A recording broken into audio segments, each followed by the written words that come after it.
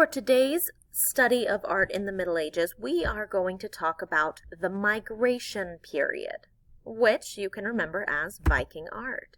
So here's our timeline that we briefly looked at last time. We have ancient Greece and Rome, which you're studying with Miss Harris this year.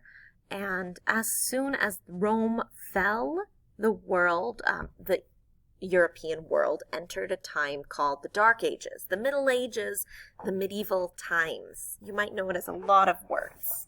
And that lasted for 1,000 years until the world found a new Renaissance, which we'll talk about much later.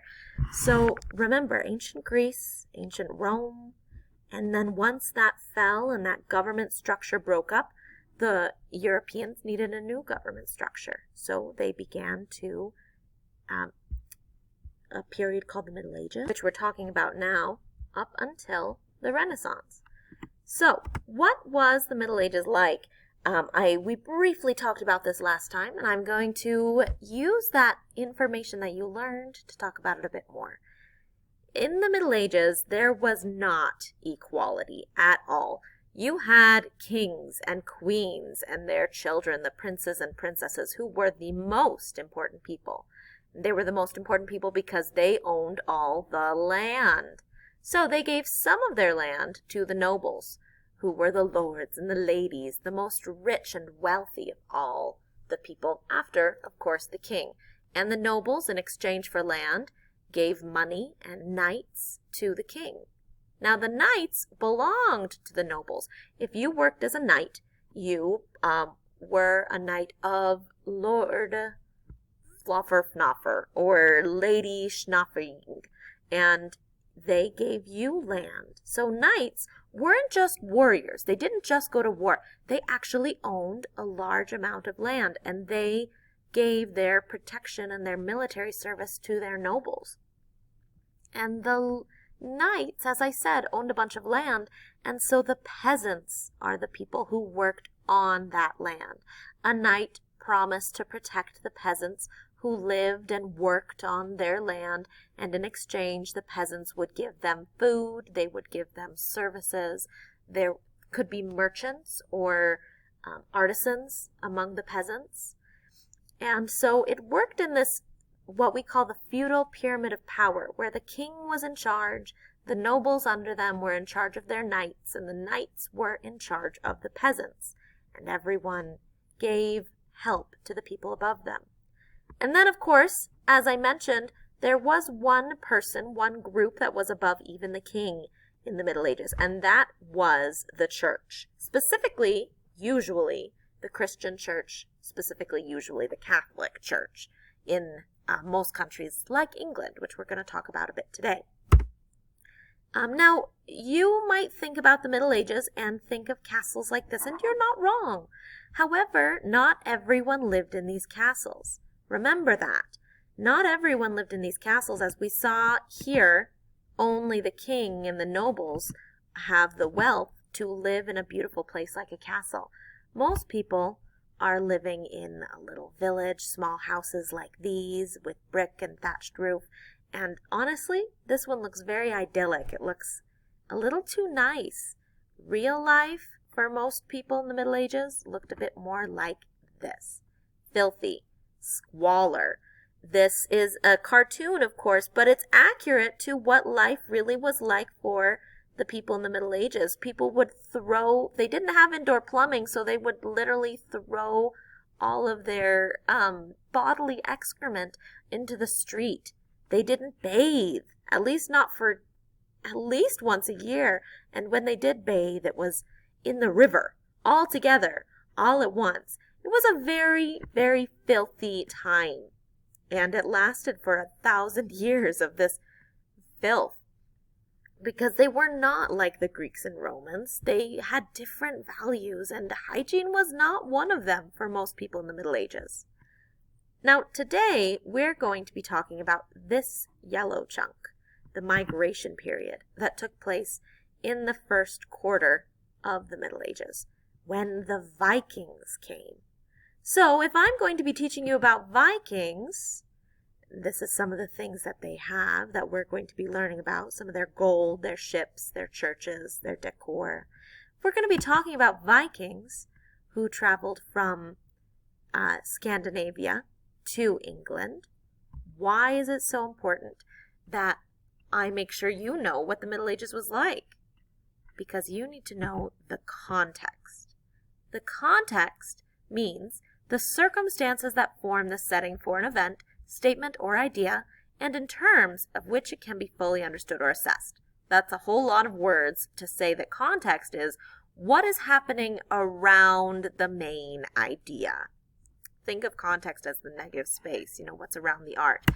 Today, our main idea is Vikings. And everything I was telling you about in the Middle Ages is the context. So, when I say Viking, you might think of a guy like this.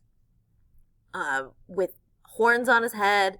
You might think of him as being shaggy with a lot of weapons and definitely stinky. Well, let me tell you, that is actually completely inaccurate.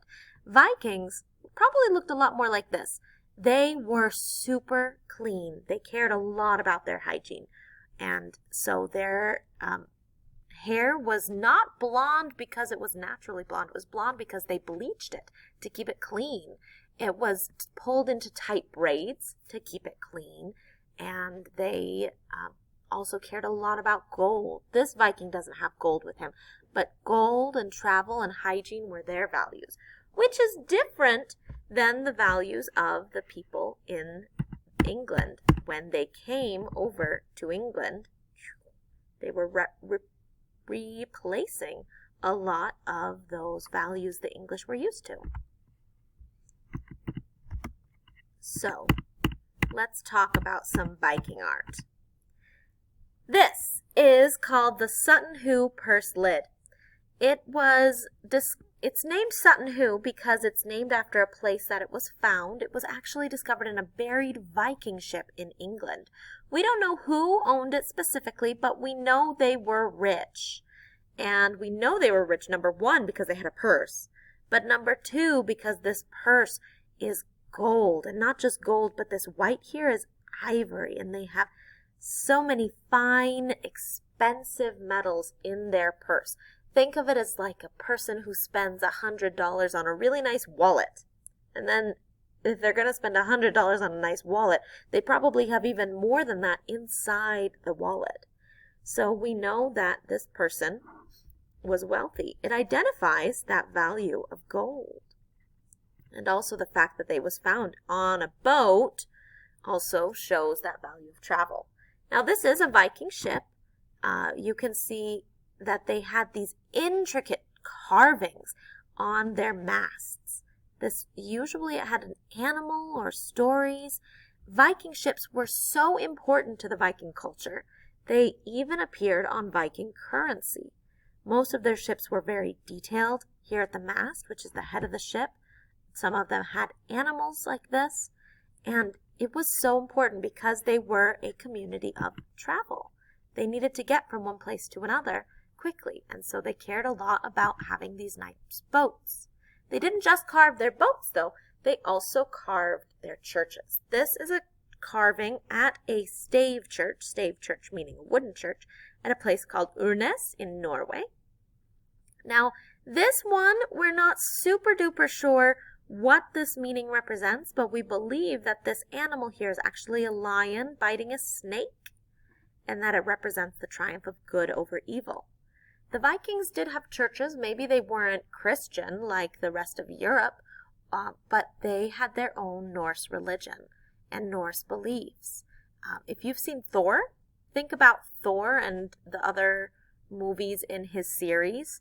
He's not just an avenger, but to the Vikings, he was a god, as was his father, as was Loki, as was all of those characters that you know of from Thor were actual real gods in Norse mythology that they would worship in these churches.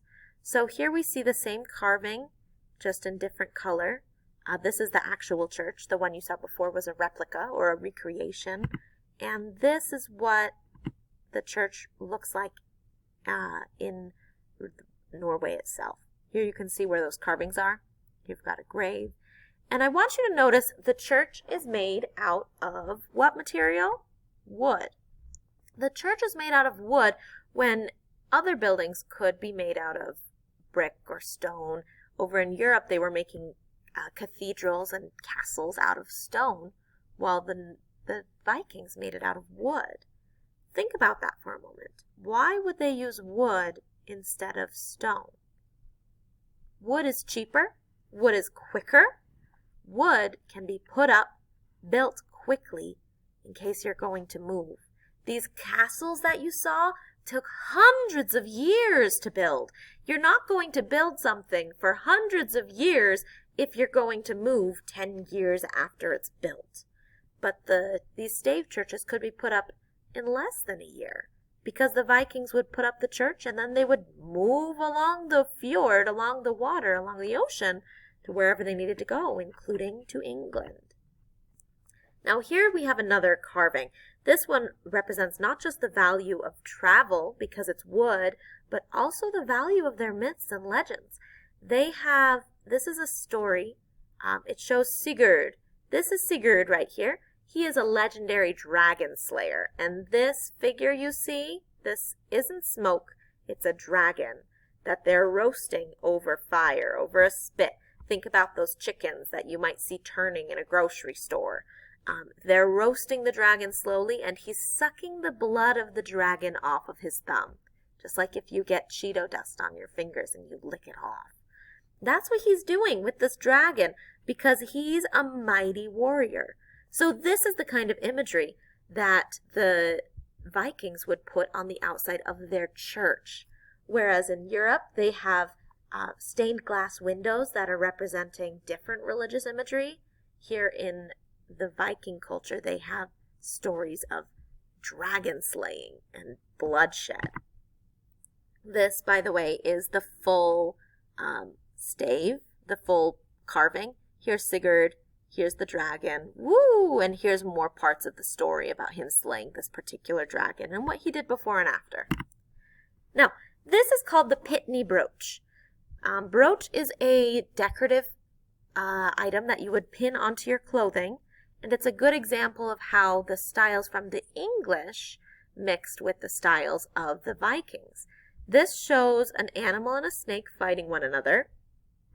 And those are common details that we normally see in Viking art. And a brooch is gold that you can wear. So since the Vikings valued gold so much, they wanted people to see them wearing their wealth, not just keep it in a safe or a treasure chest. They wanted to wear it on their clothes and show people how wealthy they were. And remember, another one of those values is hygiene. These, what you're seeing, are actual replicas of Viking combs.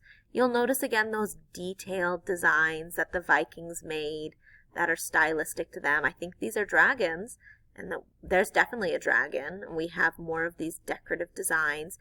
And their combs would be used to keep themselves clean, as opposed to the English, who are famously filthy. And so I want you to think for one moment.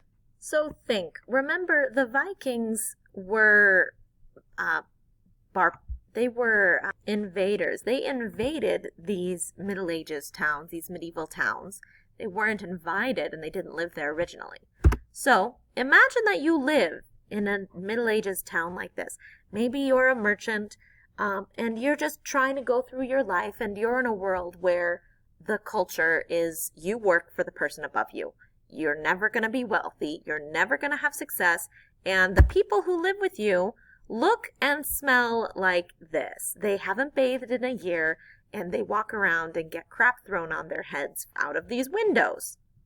That's why the windows are all one higher than the other, by the way, so that when they throw the crap, it doesn't get on the person next to you. And then your town is invaded by Vikings who look and smell like this. Who do you think you're going to pick? Who do you think you're going to want to date and get with? And that's why we have these lies about Vikings, because the Middle Ages men wanted to convince the women that they were stinky, ugly, smelly, and to not go with them. So that's part of the context too. Don't forget